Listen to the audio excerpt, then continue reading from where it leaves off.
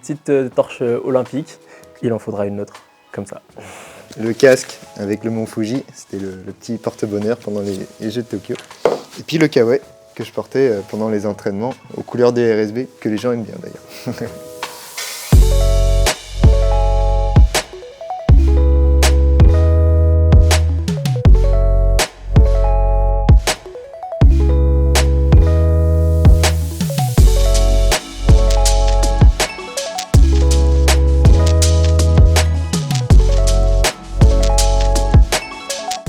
J'ai vécu différemment l'expérience de Tokyo parce que j'étais déjà présent aux Jeux de Rio en 2016 avec les contraintes sanitaires, on a eu l'absence du public également. Mais je crois que l'aventure elle reste toujours incroyable en fait, hein. On est un petit peu comme des enfants et puis voilà, c'est forcément le rêve de tout sportif. Tout était là, hein. L'ambiance au village olympique était toujours rayonnante et ça prend toujours au cœur. Et puis au niveau des performances aussi, hein, on avait toujours à cœur à vouloir performer, être au mieux de sa forme, parce que même si le public n'était pas là, on sait que les gens étaient là derrière leur télé.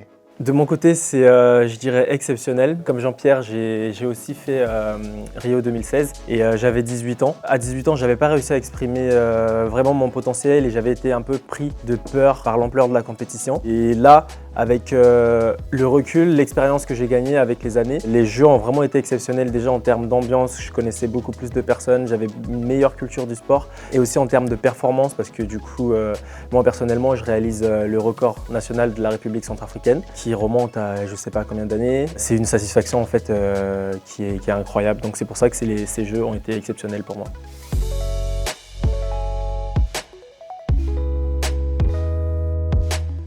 Alors moi j'ai mis Eugène et Paris 2024. Premièrement, Eugène, pourquoi? C'est parce que c'est les championnats du monde d'athlétisme qui vont avoir lieu cet été. Donc mon objectif, c'est d'y participer et d'améliorer mon record. Donc du coup, d'améliorer le record national. Et puis Paris 2024, parce que c'est un rêve, hein, c'est les Jeux à domicile, les faire et rêver encore plus grand, quoi. Je vais dire Paris 2024 aussi, hein. Une Olympiade, ça suffit pas, deux non plus, et jamais 203, on va continuer jusqu'à Paris 2024.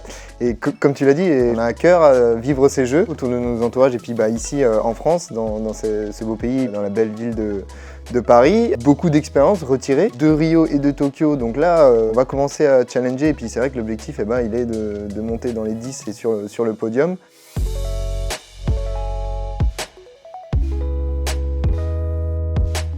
Pour moi, j'ai mis Alguisine. C'est notre projet en fait qu'on a monté en début du master innovation et entrepreneuriat et qu'on a porté donc de l'idée de départ jusqu'à une potentielle commercialisation.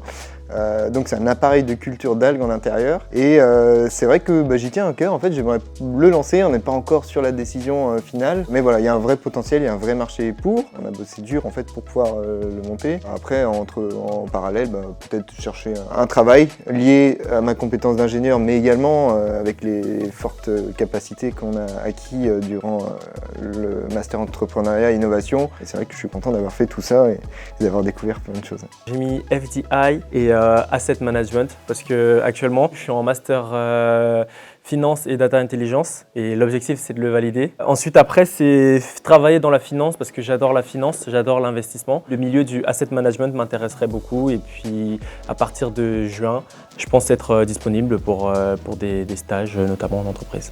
Appelez-moi.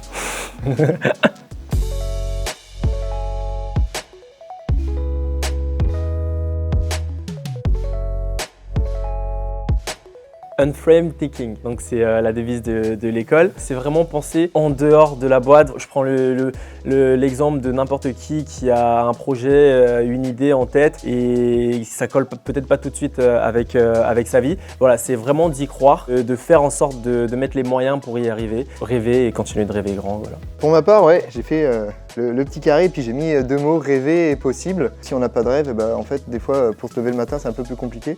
Donc je trouve ça important.